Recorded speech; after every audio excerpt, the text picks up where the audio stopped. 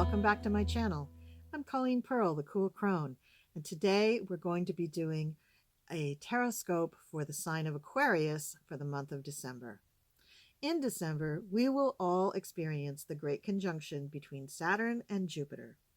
In fact, there is so much going on astrologically in the month of December that I've decided to do a bonus astrological video all about the astrology of December. In the meantime, though, Aquarius, sit back and relax and let's do your taroscope for December. Okay, Aquarius, this is your reading for December. I've gone ahead and shuffled the cards and I've thrown them, and this is the way they are arranged. Week 1, Week 2, Week 3, Week 4. All right, we start out the month with a sad note, the 3 of Swords. So this shows that you are grieving, either a relationship or somebody actually died, or you've lost someone, or they've moved away. But for some reason, you're grieving. And this could have happened months ago, last year. It could have happened last week. Not really sure. Grief is one of those things that is so different for each person that it's really hard to tell when this event actually occurred. But I have a feeling that it had to do with the relationship, because the next card right behind it is the 2 of Cups, which is showing me that there was a person, a relationship that has disappointed you, has left you, has made you feel grief, has made you feel a lack, a loss. So the first week of December finds you not really on top of the world as far as emotions go. And I know that Aquarians usually are not very excited about showing their emotions to people, so this is difficult for you to navigate. The next card is probably you. It's the Queen of Swords. Swords are air signs, so that would be Aquarius, but she is reversed. So when the Queen of Swords is upright, she usually is a woman who's very sharp, very quick-witted, speaks either quickly or a lot, has a lot of great ideas, very creative in her ideas. She thinks on her feet. Everything's very mental with her. Air signs. But when it's reversed, this could be somebody who talks for the sake of it, who is also secretive, likes to gossip, talks in the wrong way, in other words, but loves to manipulate people. So this would be not a great aspect of you, especially given that you're hurting, and now would be a good time for you to reach out to people and get some support. So I'm not quite sure what's going on here, Aquarius, except for maybe you're just worried too much about other things to get your mind off of this grief, on this lack that you're feeling right now. The following card is also in reverse. It's the 8 of Pentacles. And that would lead me to believe that you're really looking at your work. Now, in this deck, the 8 of Pentacles shows someone working at a drafting table, but they're working so slowly. There are cobwebs on these coins that are floating in the air, which I think are more their ideas about what is going on with their job, the fruits of their labor. And then the mouse that is sitting on his desk is so unafraid of him, and he's working so slowly that the mouse is just sitting there like, what, aren't you going to talk to me?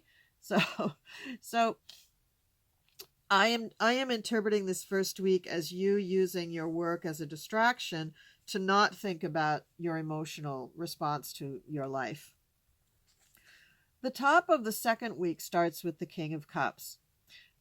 This could be a person in your life. This could be a romantic person in your life, but more than likely, this is you trying to let go of this former relationship. This is you trying to find a release from this emotional situation. Cups are emotions. Kings are the mastery level where we release something and move on to something else. So Aquarius, you are approaching this as an academic exercise, this release of grief, and that's good to want to move on, but you also have to go through the emotions, to go through the feelings of grief in order to move on.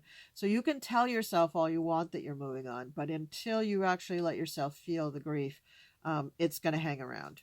It's just going to be there. And then we have the major arcana. In fact, we have 2 major arcana reversed, the first one being the Magician. So the magician is usually, when he's upright, is the person who can manage all the resources, turn the energies of the universe to their will, basically. And in this reading, what I'm getting is that this is exactly what you're trying to do. Rather than feeling and going through the whole process, you're just trying to manipulate things so that you don't have to go through the process. But there's no way of getting around the heart. The heart will feel what the heart feels. The heart wants what the heart wants. And when you don't have it and your heart breaks, you have to allow that feeling to come out. So I want you to give yourself the grace to feel these feelings and to not wallow in it, but just let it happen, because that's where the healing will come from. So cry if you need to cry. Take a bath and cry so nobody hears you crying or whatever. But you need to allow this emotional response to do its work and help you heal. You will not heal, you will not move on without doing that work.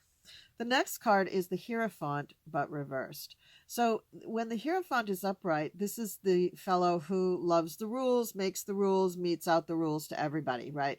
When it's reversed, this is a person who's very much a kind of a tyrant about it. I mean, he is not an emperor. He's more like a pope, right? So he doesn't control people really, but he tells them what to think, and he tells them what to do and what to say and how to act. He doesn't necessarily control like their families and their finances, but he does control these other things, their codes of behavior. And when the Hierophant is in reverse, there's a twistedness to it. There's a warpedness to it. There's a person that is out of touch with reality and doesn't realize what their actions and words are what kind of impact they're having on people. So just like having the Magician reversed, you've got the Hierophant reversed, and this is keeping you from your emotional release. The next card is the Two of Pentacles reversed, and when the Two of Pentacles is upright, this is a fellow who is not quite sure of what choices to make. He's not quite sure where his bread is buttered, and so he's going to try and hang on to everything or nothing. And, that's not great, but it's not terribly harmful to anyone but yourself. When it's reversed, there is a little more damage being done, because this is a person who is just not being honest with themselves and could take actions that do have some sort of implications to other people, either out of some form of selfishness or vindictiveness. But you're not looking at the big picture. The big picture is, if you take things from people that you shouldn't be taking them, that's bad for your soul. All right. Then we have, at the beginning of the third week, we have the Four of Pentacles. And the Four of Pentacles is also reversed, unfortunately. So this is the person who is hanging on to their money and resources for dear life. This is the person that just can't imagine life without money. And Aquarius, that isn't really you. That most Aquarians are just not that wrapped up in their monetary thing. They're much more egalitarian, much more humanitarian. And I think that this heartache is really twisting you.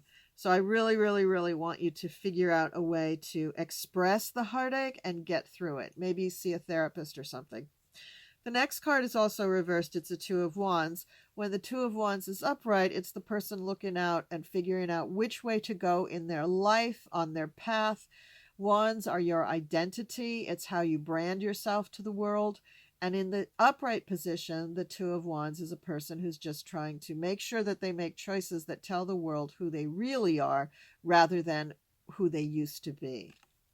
When it's reversed, these are difficult choices at best, but when it's reversed, there is a more determined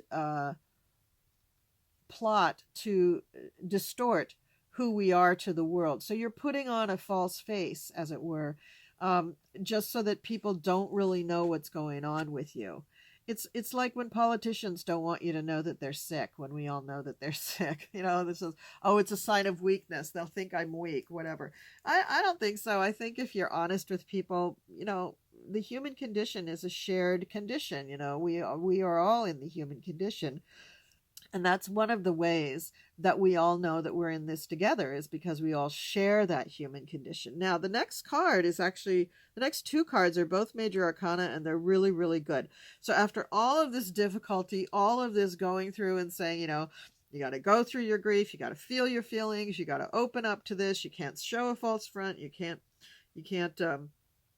be greedy to other people, things like that. Now we've got this really great stuff. We've got the Lovers. Now the Lovers say that either your relationship comes back to you and it's healed in a great way, which I didn't quite see through here where that work would have been done, but who knows, maybe it was. Maybe you have been doing that work and this relationship is going to come back better than ever.